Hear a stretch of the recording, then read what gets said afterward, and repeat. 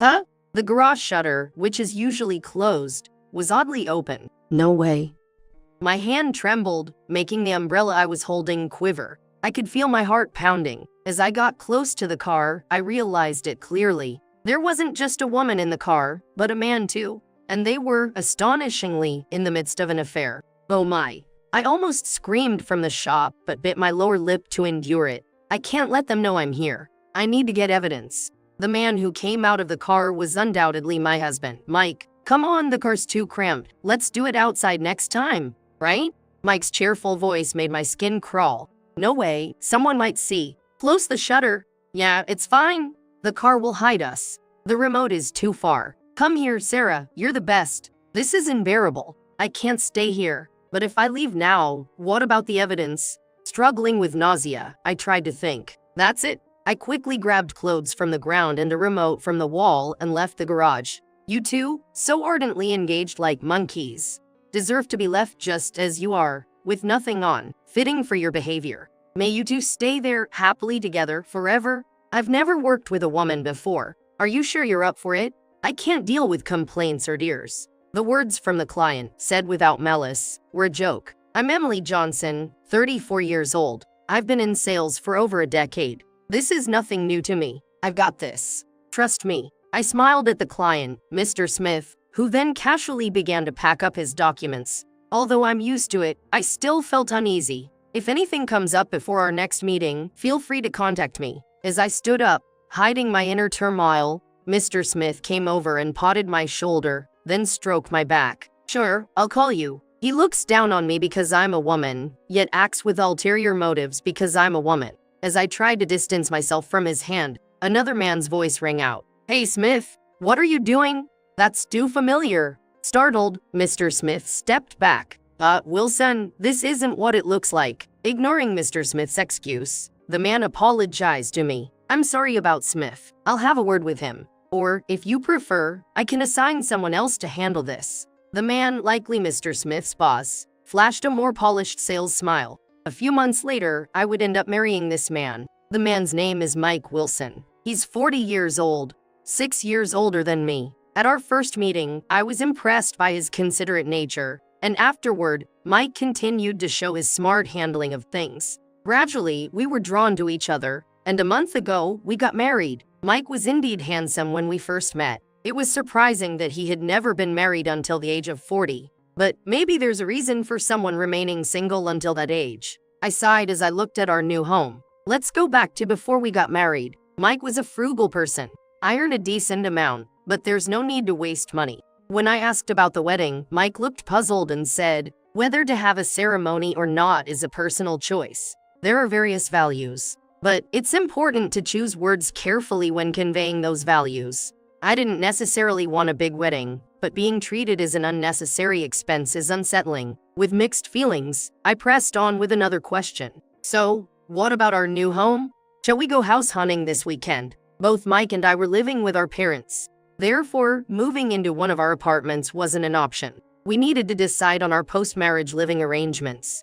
Mike vaguely suggested living together, but I firmly refused. Due to my job, I often come home late at night. I didn't want to inconvenience my in-laws with my different schedule. So, renting seemed reasonable. How about looking for a 2-bedroom apartment? To my surprise, Mike objected. An apartment? He looked dissatisfied. Could he still be hoping for us to live together? I mentioned before, living with your parents is difficult. No, it's not that. I've only ever lived in a house. Mike interrupted. I lived alone during college and moved back home when I started working. Mike, on the other hand, commuted from home during college and started working right after, so he never lived alone. Are you worried about the space? For now, we don't have kids, so an apartment should be enough. It's not about the space. I just don't like the idea, you know? Size and age don't matter, but I'd prefer a house. Okay, got it.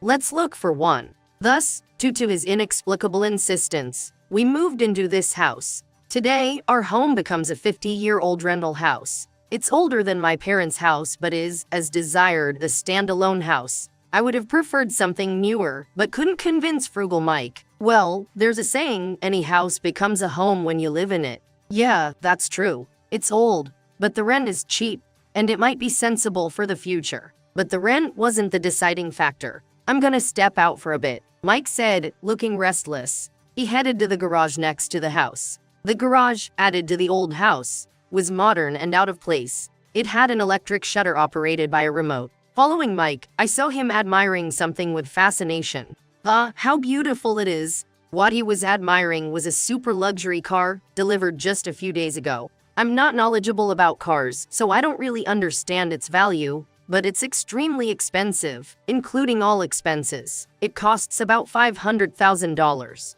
When I heard that amount, I was so shocked that time seemed to stop. That's enough to buy a house. If that's the case, we should have bought a house as you wanted. No, I don't care about houses. Don't you get it? It's a man's dream, a man's dream. I don't want him to brush off such a huge amount of $500,000 as just a man's dream. If this was from Mike's savings before we got married, I wouldn't say anything. But unbelievably, he bought it on a loan. Moreover, he thought I would oppose it if he consulted me beforehand, so he only told me afterward. Are you sure this is okay? You know, we might need more money in the future. It's okay, it's okay. After all, we're married now. What? Isn't it normal to stop wasteful spending, especially after getting married? Mike, looking at his own reflection in the car's body, didn't even glance at me as he said, after all, from now on, Emily will learn and manage the living expenses, right? Then I can use all my salary for the loan. What? When I was living at home, my mom managed my salary, and I couldn't use it freely. Now, I can spend it however I want. I had heard a bit about his mother managing Mike's money. I thought it was just overprotectiveness and didn't pay much attention, but now I see his sense of money is unique. He doesn't spend on living spaces he's not interested in but spends generously on cars he loves. In a way, it's honest and the right way to spend money. But still, I can't accept being relied upon like this. Are you saying I should support you? That's definitely not possible. We might want kids in the future. No, what are you talking about? I'm already 40. And you're 34, right? It's too late to think about having kids. Don't start having strange expectations now. Just give me the money instead. But you said you wanted kids too. And now it's all about the car. If it happens, we'll raise them, no choice. Oh, and stop saying support, okay? I'm working hard too. Mike makes excuses, but if he pours his salary into the car and I have to cover living expenses, it's like I'm supporting him. When I fell silent, perhaps realizing something was wrong, Mike soothingly stroked my head. Are you jealous of the car? That's cute. Don't worry, I'm all about Emily. I love you so much. If we're talking about people, Emily, you're the best in the world. I knew he was trying to charm me, but his ridiculous words made me laugh, and I couldn't say anything more. This is quite a situation for a newlywed. During a break at work, listening to my venting with a wry smile was Ms. Young, the same age as Mike. She's a superwoman, appreciated for her work, and promoted exceptionally fast. Her empathetic approach to consulting earns her everyone's trust. I thought he was a man of strong preferences, but I never imagined he'd be so self-centered. My ex-husband was the same. Always put himself first, never listened to what I had to say. Exactly. We haven't even unpacked from moving yet, and he's always sneaking off to the garage. Well, I ended up divorcing because he never changed. But Emily, you're still in the honeymoon phase. Things might change, you know. Ms. Young then pulled out a small bag of chocolates and placed it in front of me. Eat something sweet and refresh yourself. You don't have to force yourself to accept your husband. But why not try to understand him better? Of course, joining the divorcee club is always an option too. As I ate the chocolate, I laughed with Ms. Young. Indeed, I never showed much interest in cars.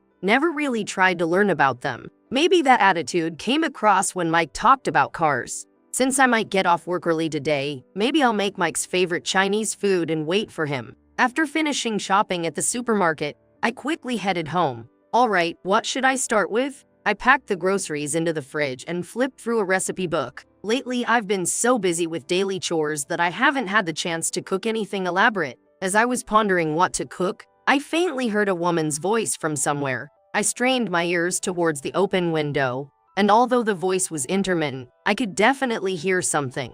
The houses around here are spaced out, not close together. It's not someone from the neighborhood. The intermittently audible voice made me uneasy, so I grabbed an umbrella and my phone, which were near the entrance, just in case, and quietly headed towards the source of the voice. The voice seemed to be coming from the garage. Huh?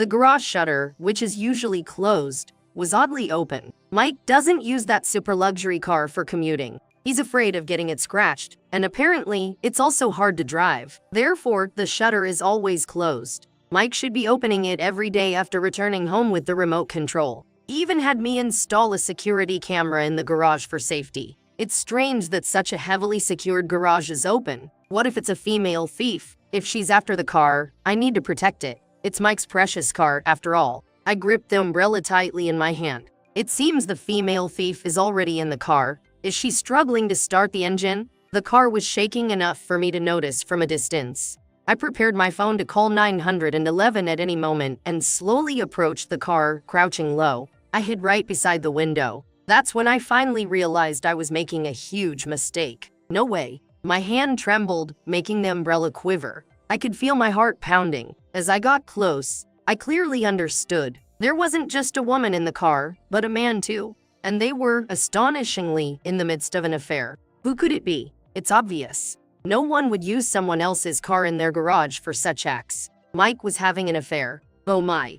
I almost screamed from the shop, but bit my lower lip to endure it. I can't let them know I'm here. I need to get evidence. I have my phone. I could record a video, but how? My voice is muffled, and it's hard to film inside the car without being noticed. My emotions are a mess, and tears are overflowing without understanding why. I know I need to do something, but I can't move. Suddenly, the car's shaking and the voices stopped. Phew! It's hot! Along with the voice, the rear seat door on the opposite side of where I am opened. And sure enough, it was Mike who came out. I couldn't see him, but I recognized his voice. A woman also seemed to come out a bit later. Wait, I'm not even dressed yet. And Mike, you're only wearing a shirt and no pants. Crazy! The woman giggled. I don't recognize her voice. Well, there's no need to wear them yet. Look, the car's cramped. So how about outside next time, right? Mike's cheerful voice made my skin crawl. No way, someone might see us. Close the shutter.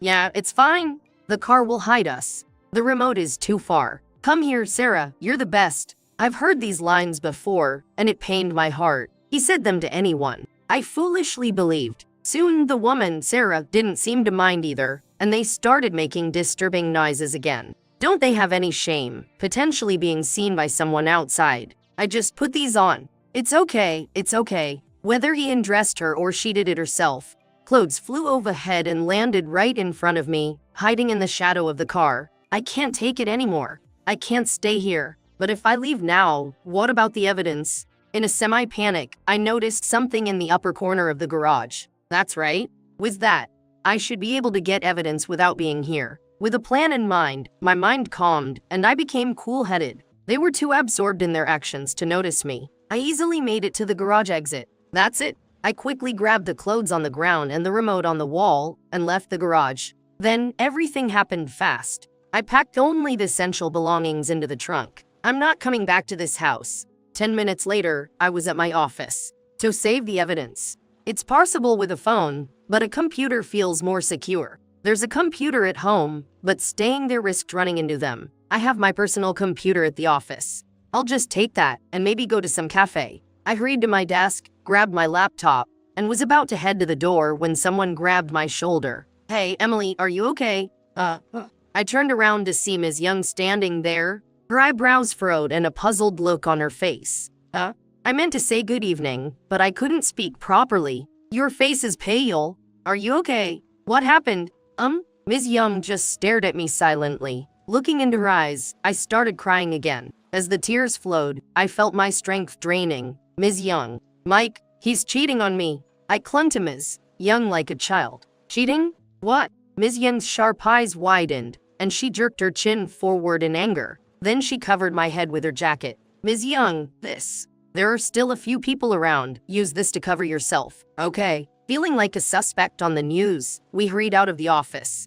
Let's go to my place for now. But I feel bad. She must be tired after work. The thought of suddenly imposing on my boss's home made me hesitate, but that feeling vanished instantly. Just a while ago, I had witnessed such a shocking scene. To me, Ms. Young was a pillar of strength. Thank you. Ms. Young's apartment was just a few minutes' walk from the office. True to her capable nature, her place had a calm and neat atmosphere. So, what do you need the laptop for? Is the cheating confirmed, not just a suspicion? Ms. Young asked as she handed me a steaming cup of coffee. Well, actually, I hesitated a bit, then told her everything. Unbelievable. How could he? Ms. Young trembled with anger after hearing it all. So, what are you going to do now? I can't deal with him anymore, not just as a husband, but even as a person. I'm thinking of moving towards a divorce. It's pretty severe.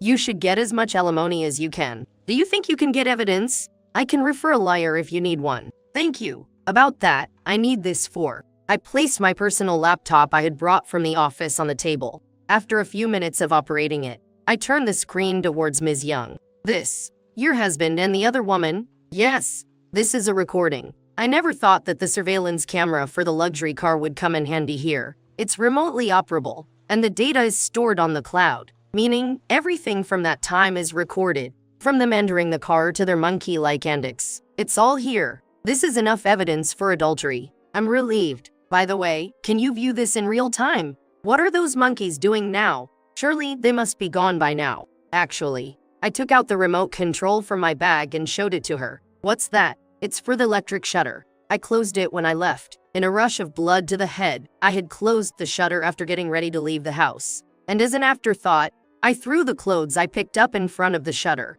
It was a rash action done impulsively. But one thing is for sure. Right now, those two are locked in the garage in a disgraceful state. You go, girl. That's hilarious. Ms. Young burst out laughing, slapping her thigh. I don't think they've noticed me yet, so they must be panicking by now. Checking the camera, it seemed they noticed just before the shutter completely closed. But they couldn't escape in time. The camera showed the two arguing miserably. Seeing this, Ms. Young laughed even louder. Her laughter made me smile too. That's when it happened. My phone started ringing. The caller was Mike. I didn't want to answer, but I reflexively pressed the button. There's no avoiding it now. I reluctantly answered the call. Hello? Oh, Emily, you still at work? He was trying to sound calm, but I could hear a slight tremble in Mike's voice. Yeah, I'm with Ms. Young. What's up? Oh, yeah, the garage shutter seems to have malfunctioned. I'm locked in, and I can't find the remote. It wasn't a malfunction. I had impulsively closed it. The remote is right here with me. Well, that's unfortunate. Maybe you should contact a service company. They should be able to open it quickly. No, that's okay. Yeah, it would be a waste of money, you know. Yeah, I'll think of something else. Mike quickly denied it. Of course, he would. If the service company comes, they can easily open the shutter, but the two of them inside are probably not in a presentable state. So, coming back home right now is... Sorry, I can't. Hey, your husband is in trouble here. Just dismissing it like that. Are you even a wife? I don't want to be lectured by someone who's trapped with his mistress. There's no helping it. Oh? Why don't I make the call? No, that's not what I'm... damn it. Mike sounded frustrated. He must be struggling to explain the situation without giving himself away. What's wrong? You're acting strange. I'm going to hang up now. Wait, Emily, I pretended not to hear and hung up the phone, but it immediately rang again. As I was wondering what to do, Ms. Young smiled at me. Your husband must be trying to get you to open it for him. She's probably right. If they ask a service company, their embarrassing state would be exposed. But if I call an M there, they could hide in the car, avoiding any shameful exposure. Their affair would also be somewhat concealed. The phone calls are persistent. Here's an idea. Emily, why don't you go on an overseas business trip? What? Ms. Young began to explain smoothly. It seemed sudden, but she had apparently been considering assigning this work to me for a while. The trip itself was planned for about a week, but it might be extended. She was going to go herself, thinking it would be too much to ask of a newlywed. But if you're getting a divorce, it's perfect. Just tell your husband you have to go on a business trip. But with my current state of mind, working, that's exactly why you should do it. You'll feel surprisingly refreshed if you focus on work instead of stewing in your thoughts. Plus, your husband will keep calling until you come home. You don't want to see him right now, do you? Indeed, just the thought of being in the same space as Mike is repulsive to me now. And I'm getting fed up with the constant ringing of my phone. Really? I feel like I'm mixing personal issues with work. Don't worry about it. It's the other way around. I'm just taking advantage of your personal situation. Despite my hesitation, Ms. Young insisted, and I ended up going on an overseas business trip. I sent Mike a message through our messaging app. I have an urgent business trip and won't be back for a week. It's overseas, so I'll be limiting my communication. And then, I left for the trip. Although I went abroad with some apprehension, Ms. Ying's briefing and materials were perfect, and the work went smoothly as I had been involved with the project previously. It seemed I was well received at the destination, and I had a fulfilling private life there, making the week fly by. I stayed in daily contact with Ms. Young, exchanging various information. I remembered that before getting married, one of my goals was to live and work abroad, although it was only for a limited time. It felt like my dream had come true. Once everything with Mike was settled, I decided to return. When I got back to the US, I immediately took action. I had no intention of returning to that house. Before the trip, Ms. Young and I had identified a property, and I moved there straight from the airport. I ignored all of Mike's messages during this time. I decided it was better to wait until I was fully prepared. About a week after moving into my new apartment, I received a call from an unknown number. Maybe it was a work contact I forgot to save. I casually answered the phone. "Hello? Emily?" Finally, you answered. The relieved voice on the other end was still barely my husband, Mike. "Mike, why? Why aren't you answering? Going silent for so long, are you cheating? Was the business trip a lie? What? What is he talking about? That's his story. How much I suffered because of those two." I was about to retort, but I managed to hold back. "Anyway, come back home. There's something important to talk about." Silent, I listened as Mike abruptly hung up. The time for the final showdown had come. I took a deep breath and visited that detestable house for the first time in weeks. "You finally came back." As I stood at the entrance, the door opened, and there was Mike, arms crossed, standing upright. "I didn't come back to stay, I came to talk. You said there was something important. I have something I want to say to. Come in then." Mike gestured with his chin for me to come in, then strode ahead into the house. Following behind, I walked into the living room, and immediately, a person caught my eye. Oh, no mistake about it. There on the sofa sat Sarah. She waved her hand at me when our eyes met. Glaring at Mike, I turned my gaze away from him as he spoke. "She's a colleague from work. She's been helping out a lot while you were gone. Just a colleague, coming over to the house. Enough. You don't have the right to question me." Mike sighed heavily and slammed a paper onto the table. I stared at it intently. "Do you know what this is? It's a divorce paper. A selfish wife who doesn't care about her family doesn't suit me." Mike yelled, trying to look decisive. I chuckled slightly and reached into my bag. Coincidentally, we were thinking the same thing. "What?" Mimicking Mike from earlier, I slapped my own already filled out divorce papers onto the table. Why? Because I wanted a divorce. You too, right?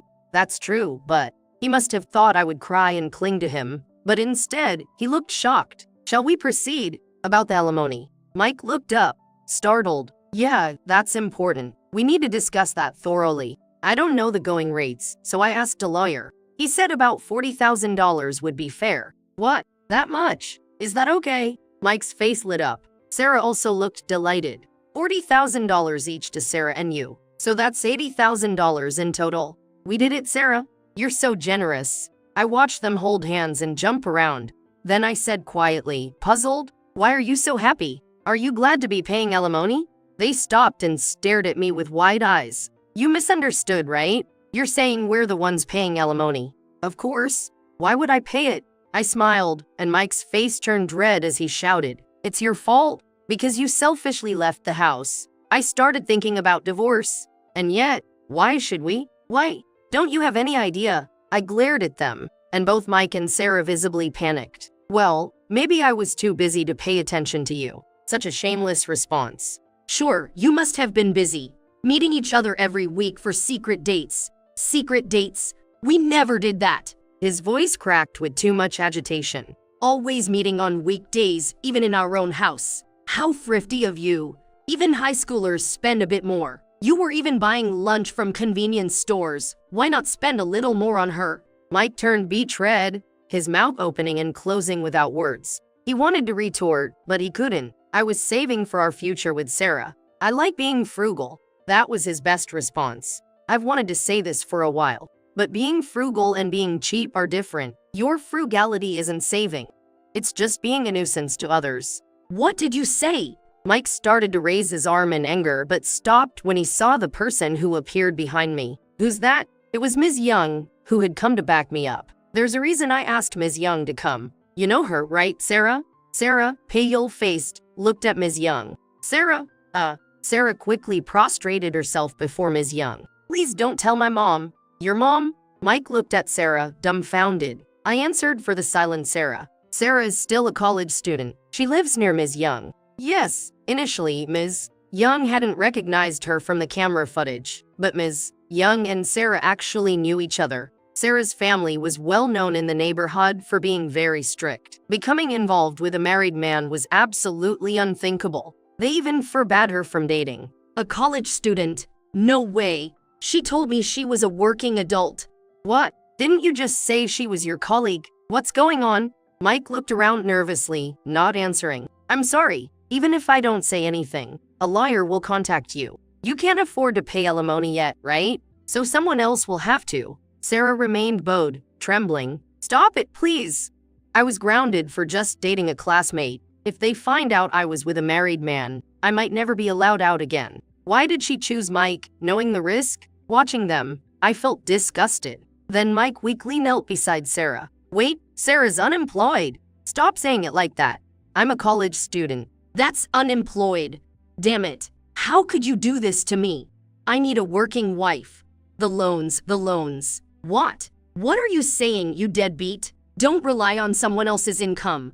Mike, on the verge of a breakdown, and Sarah, infuriated. Ms. Young muttered, birds of a feather, a perfect match. It was pointless to watch them argue. Ms. Young and I exchanged looks and were about to leave the room. Then Mike, frantic, grabbed my arm. Wait for me. I was deceived. I haven't been cheating. Emily, you're the best. Believe me. Is that all he can say, this man? I stared intently at Mike. His face was a mess with tears, his eyes bloodshot, and all he could utter were words of self-preservation, and most of those words were lies. I'm so glad I didn't end up spending my life with him. Here, take this back. Why do you have that remote? Weren't the service guys surprised? You should learn from this and stop using the garage for, I saw everything. And don't use such an expensive car as a hotel substitute. Cars are meant to be driven. If you're going to get in, sit in the driver's seat. Don't get it mixed up. Finally understanding, Mike's face drained of color, and he slumped down to the floor. As Ms. Young laughed and patted me on the back, I left the house. Afterward, the divorce went through without a hitch. Sarah's parents paid the alimony, which was a relief. Sarah herself was called back home and can hardly go out now. After this incident, she's been stripped of her makeup, not allowed to dye her hair, and has been forced to study every day. Ms. Young told me she might soon be married off to someone her parents choose. It might be old-fashioned, but maybe that's for the best for Sarah. As for Mike, after the divorce, news of his affair with a college student spread rapidly at work. He himself claimed to be a devoted husband at work, so the backlash from this incident was tremendous. Moreover, the person he was involved with was a college student. His credibility at work and with clients plummeted. Now, he's ostracized both inside and outside of work. Mike continues to work, mainly to pay off the loan for his luxury car. However, considering his situation, it's widely rumored that it's only a matter of time before he's fired, as he's seen as a liability to the company. I hear about their endings, but honestly, I'm not much interested. I have my own life to focus on. A year after the divorce, I quit my job. Now, I'm working abroad, fulfilling my dream, in a dreamlike place, for a dreamlike person. Hey, Emily, why are you grinning? Oh, nothing. Just thinking about how to surpass Ms. Young. How can I do that? Recently, Ms. Young started her own business and asked me to join her abroad. I hadn't expected it to be overseas, but I immediately said yes. My dream has come true, but now I have a new one. To become like Ms. Young, to surpass her one day, and to repay all the kindness she's shown me. Ms. Young has given me so much, both in my personal and professional life. I don't know when I'll achieve this dream, but I'm determined to make it happen. Good luck with that in your lifetime. Ms. Young says with a knowing smile, and I vow to myself to make it true.